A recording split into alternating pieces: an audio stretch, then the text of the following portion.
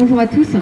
Alors la FSU de l'Oise est ici présente aujourd'hui pour exprimer son soutien à la journée d'action de ce 7 janvier pour l'hôpital public et la santé. Effectivement, en termes d'éducation, il y a beaucoup à dire aussi, mais là on était tous venus vous apporter le soutien. Il y a évidemment des similitudes, je peux en évoquer quelques-unes, mais dans un premier temps, souhaitons-nous une année 2023 meilleure que 2022. Pour notre département et ses services publics de santé, ce sera difficilement pire, car hormis la seule petite lumière qui fut allumée, une fois n'est pas coutume, par le tribunal administratif il y a maintenant 6 mois, le constat est rude. Fermeture de services d'urgence, déprogrammation d'opérations, etc. La situation de l'hôpital public français était critique en 2022, mettant en danger la vie de chacun et chacune des habitants et habitantes de ce pays, et particulièrement de notre département. Chacun et chacune est en effet susceptible d'avoir un accident ou de tomber malade et d'avoir besoin rapidement de soins de bonne qualité. Or, les conditions de travail sont devenues tellement mauvaises en raison de la baisse des effectifs et les rémunérations tellement peu attractives en raison du gel du point d'indice servant à rémunérer les agents et agentes publics que les postes vacants ne parviennent même plus à être pourvus. Les personnels démissionnent, les jeunes ne sont pas tentés par ces métiers. Cette situation donc fait écho à celle d'autres services publics, l'éducation, où la crise du recrutement des personnels enseignants et enseignantes est au plus haut, la justice, le travail social, etc.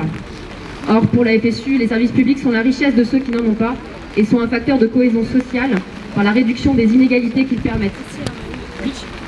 Riches ou pauvres, on doit pouvoir se soigner, scolariser ses enfants, avoir accès à l'énergie, au transport en commun, etc., sans subir de discrimination.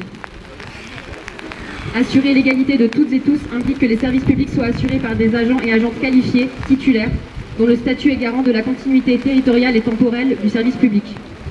La rémunération des agents et agentes publics doit reconnaître l'utilité sociale de leur travail. C'est pourquoi il est urgent de revaloriser à nouveau et fortement, au même niveau que l'inflation, la valeur du point d'indice, en tenant compte des pertes accumulées depuis des années en raison de son gel et de l'inflation actuelle. La FSU dénonce l'idée selon laquelle le privé ferait mieux et condamne les choix idéologiques dans lesquels l'usager, l'usagère devient un ou une cliente, l'agent ou l'agente un ou une exécutante. L'investissement devient un coût et l'égalité sur le territoire national n'est plus assurée. Alors avec les personnels et usagers et usagères de l'hôpital public mobilisés ce 7 janvier, la FSU dit stop à la destruction des services publics et oui à 2 hôpitaux, 2 services d'urgence, 2 maternités à Creil et Senlis. Et en ce qui concerne l'éducation, effectivement là dans l'actualité, au niveau de la carte scolaire par exemple, on parle de suppression de postes, de manque d'effectifs. Nous là pour l'Académie d'Amiens, on a appris que pour le premier degré, au niveau du SNUPP FSU que je représente également, il y aura donc 77 postes en moins pour l'Académie d'Amiens, encore dans le premier degré pour la rentrée 2023. Donc là, on a énormément d'équipes qui nous sollicitent sur des fermetures de postes qui sont annoncées par les inspecteurs de circonscription. Donc on va exactement dans le même sens que ce qui se passe à l'hôpital.